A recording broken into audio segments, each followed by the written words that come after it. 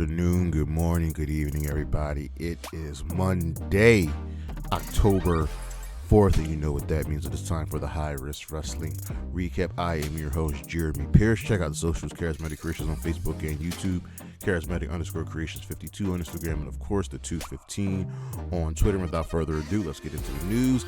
Missing from Bound for Glory was Saint and Sinner, part of the Northern Armory, which is Josh Alexander's new stable, and essentially they had visa issues, and that's why they couldn't work. It happens. Visa issues hold up a lot of things. Janelle Grant, spokesperson, has slammed the WWE for their lack of her sexual harassment policy. The thought of the fact that they don't have that, and this Vince lawsuit started in 2019.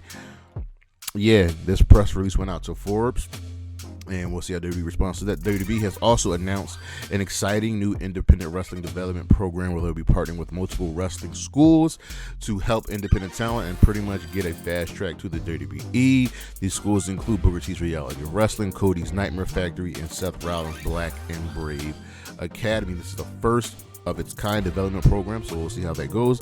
There are a few other people that are not excited about it, because remember what happened when WWE made NXT UK and they really started scooping up a lot of the indies. There's thoughts that this could happen. There are criticisms for the good and for the bad of this program, but we'll see how it works out. Tucker, the former tag team partner of Otis, has announced his retirement from professional wrestling. He's teaching. He's a school wrestling coach, and he's raising his two kids. Liv Morgan has announced that she has re-signed with the WWE. She is not going anywhere, and look, she's on a new 5-year deal. She is on a roll right now. Dustin Rhodes, his AEW contract is up in the air. He's currently not signed, but he is still working on a pay-per-deal handshake agreement. He is one half of the current Ring of Honor Tag Team Champions and Ring of Honor 6-Man Tag Team Champions. There's been some shocking fashion on Friday night. 3 WWE superstars were released. They include Baron Corbin, Indy Hartwell, and Tegan Knox. These weren't shocking, but it sucks because these were 3 talents that should have been used more, especially in the case of Baron Corbin. I'm hoping Indy and Tegan both go to TNA because their Knockouts division could use more talent. Now, you wonder why Chris Jericho is the current Ring of Honor World Champion? Well, it looks like they might finally be getting a television deal. So it makes all the sense of the world why Chris Jericho is champion. Looks like Ring of Honor will probably end up on TV, True TV, if this deal goes down. Marco Stunt has announced his retirement from pro wrestling due to health issues. He put out a long statement on Twitter. Listen, he did what he wanted to do, made some names, made some moves. Great. Goldberg has announced that his retirement will be going down next year. Probably, in my opinion, it'll be at WrestleMania. Probably going to face him Gunther. TNA is actively looking to seek a larger platform than Access TV for their weekly show. They are really, really popular right now. TNA is growing, getting better, try to reach the height that they once were at. This is good news. We have some updates on injuries. Chris Bay had underwent successful surgery. Ace Austin has been by his side. There's a GoFundMe. There is an auction going down. Does not sound like the injury is life-threatening, career-threatening. We're just waiting for him to get healthy, get better. Marie Kanellis has returned home from after a successful surgery following some complications from her retroperitoneoscopic adrenalectomy to remove a mass on her adrenal gland, but she's back home and good spirit. Rhea Ripley is actually out with an injury. She has a fractured orbital bone. She was written off of TV this past week on NXT. Looks like she'll be out for, knowing what I know about orbital bone injuries, it's probably going to be at least 2 to 3 months. She could even wear a mask. And the Young Bucks will be away from TV as Nicholas is dealing with a serious shoulder injury, so they can take time away. He can heal up, and when they come back, they'll be back as faces. But that's the news, and we'll be right back with the weekend review.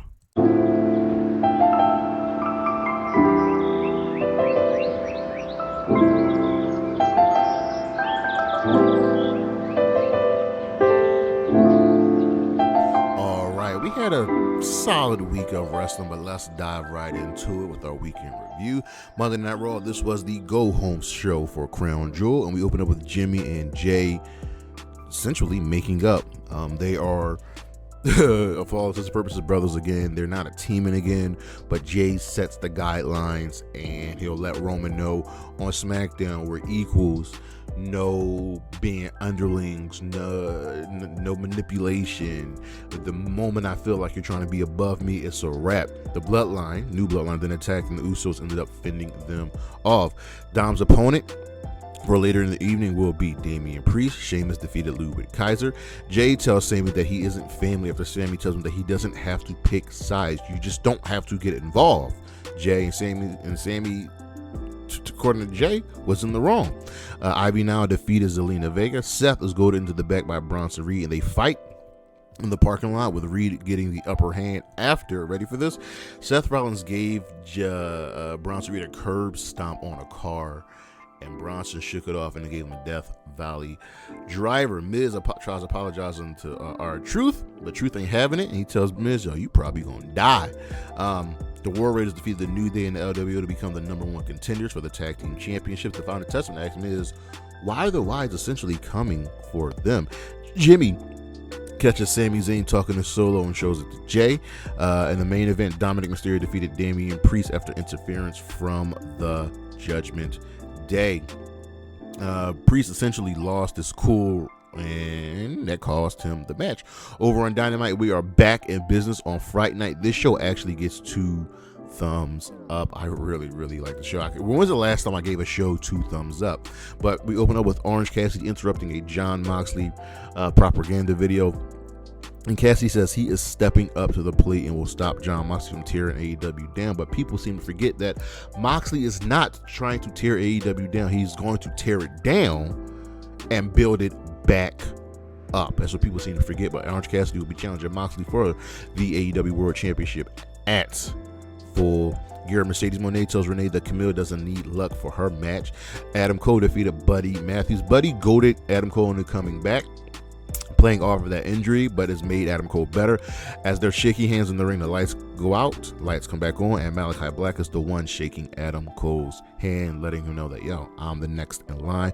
Christopher Daniel hypes up Private Party, talks about their, his broken relationship with Cass. Don't disappoint the ones that depend on you. Adam Cole essentially says MJF 1 down, 2 to go. Kyle Fletcher says that Don Callis opened up his eyes to the truth about Will Ospreay. Mark Davis, Kyle Fletcher's tag team partner, well now former tag team partner, returns, says that Fletcher destroyed the Empire. This is not what we are about. And Kyle tells Mark that essentially he's going to have to make a very hard choice soon. Hangman Page says Jay White made a mistake coming back for him. The BCC says that Chuck was a distraction, and that's why they took him out, and they'll rid him of another distraction. And they're about to Pillmanize Wheeler Yuta until the Dark Order came out and they tried making the save, and they failed until Darby Allin came from the Rapids and took out the BCC. Private Party ended up defeating the Young Bucks. Remember, Private Party came out to help as well. Private Party ended up defeating the Young Bucks to become the new AEW World Tag Team Champions. Jamie Hayter and Penelope Ford had a face-to-face, essentially hyping up their one-on-one match this coming week. Chris Jericho is going to take Ring of Honor to new places, and we talked about those new places in the news. Dan Garcia steps up to Jack Perry. He bullied this man, just grabbed him by his shirt, threw him against the wall. He's coming for that championship. The Bucks were hastily getting ready to leave, and Brandon Cutler was shredding documents. Chris Statlander defeated Camille. I wanted to like this match. I wanted more from this match, and I think this was just a lot crammed into the show, and they couldn't get into that second gear, but I would love to see a rematch between these two. Mercedes Moné attacks Statlander after the match. Christian wants to explain himself to Hook. The conglomeration aren't done with the learning tree. The Young Bucks were leaving. They left Brandon Cutler behind. The BCC ended up breaking Brandon Cutler's hand. And in the main event, Swerve Strickland defeated Shelton Benjamin, but that's not all that happened, because Bobby Lashley is now all elite, and the Hurt Syndicate are back in business, taking out Swerve, taking out Prince Nana. Outside of the misstep of the women's match, this was a fantastic show. Over on Impact, we got our Bound for Glory Fallout show. Kaz cosplays as Joe Hendry, and Hendry comes out and says that Cass is finally interesting. Hendry says that the fix was in with Nick Nemeth and JBL, which Nick Nemeth denies. The system says they run TNA and a tag match is set up, and this segment ends with Cass getting beat down by both Nick and Hendry. Alicia Edwards wants Masha Slamovic's title. Alicia and Tasha end up beating up Masha until Jordan Grace made the save. First Class defeated the Rascals. Speedball Mike Bailey encourages Trent 7. The system encourages Trent 7, while the system says they will erase whatever happened at Banff. Speedball offers up Moose a title shot. Ash by Elegance defeated Danny Luna.